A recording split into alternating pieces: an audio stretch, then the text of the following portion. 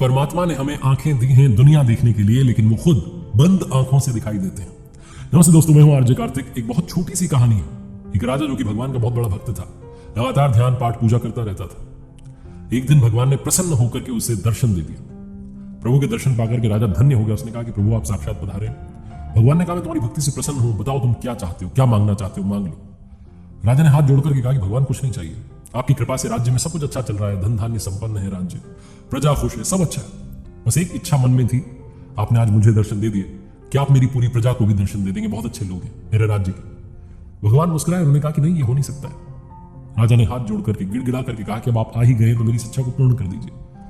मैं चाहता हूं कि प्रजा में जितने लोग हैं सब आपके दर्शन करें। वो जिद पर अड़ गया राजा। भगवान जो थे और खड़े हुए थे, उन्होंने कहा मुस्कुराते हैं कि ठीक है भाई, तुम्हारी इच्छा है, भक्त की जिद थी, माननी पड़ी। भगवान ने कहा कल मैं आता हूं, ये जो आपके महल के ठीक सामने दूर पहाड़ दिखाई देता है वहां पर आऊंगा और सारे लोगों को दर्शन दूंगा, लेकर आ जाना। राजा ने कहा ठीक है। भगवान ये कहकर के अंतर ध्यान हो गए। राजा ने मंत्री को बुलाया, ढिंडोरा पिटवा दिया, राज्य में घर घर जाकर के बता दिया कि कल सुबह सबको आना है और राजा साहब के साथ चलना है भगवान के दर्शन करने के लिए। सारी जनता इकट्ठी हो गई, सब लोग जाने लगे, भीड़ थी, लंबी लाइन। महल से थोड़ा सा आगे निकले तो देखते हैं कि रास्ते में तांबे के सिक्कों का ढेर लगा हुआ है। उस पब्लिक ने जब ये देखा कि तांबे के सिक्कों का ढेर लगा हुआ है, आधे लोग भगे उस सिक्के के ढेर की तरफ, फटाफट से उठा लेते हैं जितने मिल जाए।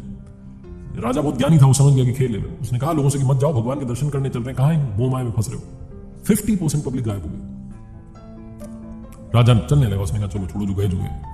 पीछे पलट के देखता तो उसने कहा कि अभी आधी जो जनता है मेरे साथ है, मेरे राज्य में पाठ पूजा करने वाले लोग हैं, अच्छे लोग हैं, इन्हें दर्शन मिल जाएगा, कोई बात नहीं। थोड़ा आगे चले तो चांदी के सिक्कों का ढेर दिखाई दिया। अब की बार फिर से जो 40% पब्लिक थी वो भग गई। चांदी के सिक्के इकट्ठे करने लगे, लोग भर भर के ले जाने लगे। राजा ने कहा अरे क्या कर रहे हो, भगवान बार बार दर्शन नहीं देंगे। लोगों ने कहा वो ठीक है, लेकिन ये चांदी के सिक्कों का ढेर भी बार बार नहीं दिखेगा। आधे लोग वहां भी गए हो। राजा ने पीछे पलट के देखा तो लगभग 10% जनता अभी भी उसके साथ चल रही थी। राजा को लगा चलो इतने तो लोग हैं मेरे राज्य में जो भगवान के भक्त हैं। थोड़ा और आगे चले तो अब रास्ते में सोने के सिक्कों का ढेर दिखाई दिया। अब ये जो साथ में चल रहे थे ये भी गायब हो गए, पहुंच गए सोने के सिक्कों के ढेर के पास, भर भर के सिक्के ले जाने लगे। राजा और रानी बचे जो चल रहे थे। राजा अपनी रानी से कहने लगा कि देख रही हो कितनी मोह माया में लोग जो हैं उलझ चुके हैं, फंस चुके हैं, भगवान के दर्शन करने नहीं जाना चाहते।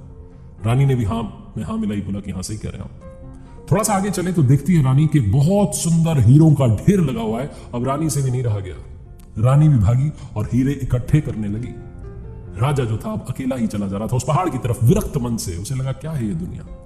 राजा पहुंचा उस पहाड़ पर जहां भगवान ने कहा था दर्शन देंगे। साक्षात प्रभु प्रतीक्षा कर रहे थे। राजा ने जाकर के प्रणाम किया। भगवान ने पूछा कि कहां है आपकी प्रजा, कहां है वो प्रियजन जिनके लिए आप चाहते थे कि मैं आऊं और दर्शन दूं। राजा ने शर्म के मारे सर झुका लिया, क्षमा मांगने लगा।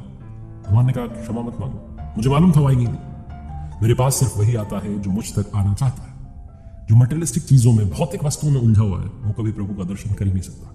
जब तक मोह माया में उलझे रहेंगे तब तक वहां नहीं पहुंच पाएंगे, वरना प्रभु तो अपने भक्तों के लिए प्रतीक्षा कर ही रहे होते हैं।